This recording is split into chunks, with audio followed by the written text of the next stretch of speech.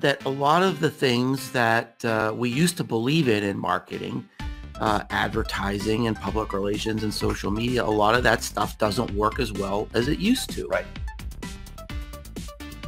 I got tons of traffic from Google, really came because one blogger organically linked to it.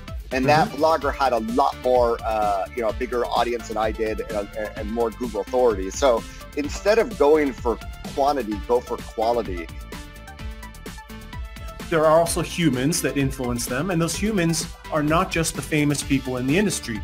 They are the person sitting in the cube or office next door. They are the people that they talk to outside of work. The most important thing about influencer marketing is understanding your audience. Who do they respect? Who do they like? What blogs do they read? I don't think it's so difficult then to start thinking about, okay, well, these are influencers I can reach out to.